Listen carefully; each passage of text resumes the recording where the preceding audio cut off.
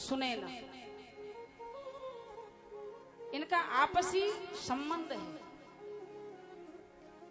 मैना हिमाचल की पत्नी और राजा जनक की पत्नी सुनैना का जन्म बासुकी नाग के अश्रु से हुआ।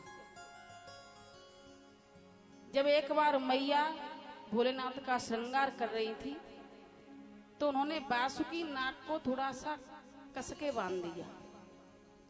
जब उनकी आंखों से दो आंसू निकले और उन आंसुओं से मैना और सुनैना का जन्म हुआ।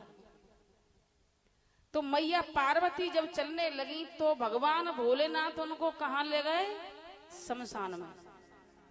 मैया पार्वती बोली, देखो महाराज, अब तक आप सन्यासी थे, दिगंबर थे, कर्मकांड नहीं जानते थे, लेकिन अब आप गृहस्थ हैं, इसलिए आपसे विनय करती हूं कि हमारे लिए एक अच्छा सा महल बनवाओ। भगवान भोलेनाथ बोले, देवी जी आचे फंसे, अब आपके लिए महल की व्यवस्था करनी पड़ेगी। तब विश्वकर्मा से कहकर सोने का महल बनवाया। अब मैया पार्वती कहने लगी कि प्रभु, मकान जब बनता है, घर बनता है, तो अच्छे पंडित के द्वारा गृह प्रवेश होता है, तो कृपा करके विद्वान पंडित को बुला करके गृह प्रवेश कराइए। तो उस समय सबसे ज्यादा विद्वान पंडित था रावण। तो भगवान भोलेनाथ ने रावण को बुलाया। रावण ने बड़े अच्छे तरीके से उनका गृह प्रवेश करवाया। तो मैया पार्वती बोली, देखो, यदि कोई पंडित गृह प्रवेश के लिए आते हैं, यदि आपके यहाँ कोई पंडित छोटी सी भी कथा करने के लिए आएंगे, तब भी आपको दक्षिणा देनी पड़ेगी। यदि आप दक्षिणा नहीं देंगे तो आपकी कथा, यज्ञ, हवन, पूजा किसी काम की नहीं है। तो रावण से कहा, हाँ रावण, तुम्हें क्या चाहिए? तो रावण बोला, मुझे पार्वती सहित सोने की लंका चाहिए।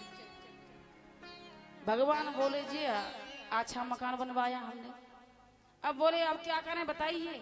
मैया पार्वती को बड़ा क्रोध आया, और क्रोध आया तो कहा कि एक दिन इस सोने की लंका में आग में ही लगाऊंगी, महल को दे दो। उस सोने की नगरी को रावण लेके आया, और जिस वक्त भगवान अवतार ले रहे थे उस समय सभी देवताओं को बुलाया, सबसे कहा कौन कौन क्या क्या बनेगा। अब समय आ गया है भूमंडल पर कला करने का। तो ब्रह्मा जी बोले, मैं जामवंत का रोल करूंगा, मैं जामवंत बनूंगा। भोलेनाथ बोले, भैया मैं हनुमान जी बन जाऊंगा। नारायण भगवान बोले, मैं राम बन करके जाऊंगा। तो उसी समय मैया पार्वती बोली, प्रभु हमें भी संग लगा लो। हनुमान जी बोले, देवी में बंदरों का काम है, बंदरियों का काम नहीं है, तुम क्या करोगी? कि प्रभु हमें अपनी पूंछ बना करके ले चलो। तो हनुमान जी की पूंछ बना करके मैया पार्वती आई है। और जब लंका में आ गई तब हनुमान जी से पूछा, हे हनुमंत लाल, लंका जली पर क्यों न जली ये पूंछ तुम्हारी? तो हनुमान जी ने कहा, देवी जब आप वन में भ्रमण कर रहे थे और लीला होने वाली थी, उससे पहले आप अग्नि में समाहित हो गई। भगवान राम ने आपको अग्निदेव को दे दिया, आपकी छाया भगवान राम के साथ चली। और जिस अग्नि में माँ बेटी हो, क्या उस पुत्र की पूंछ जल सकती है? माँ का हृदय क्या ऐसा होगा कि अपने पुत्र को जला दे? हनुमान जी चरणों में गिर गए, हे हनुमंत लाल,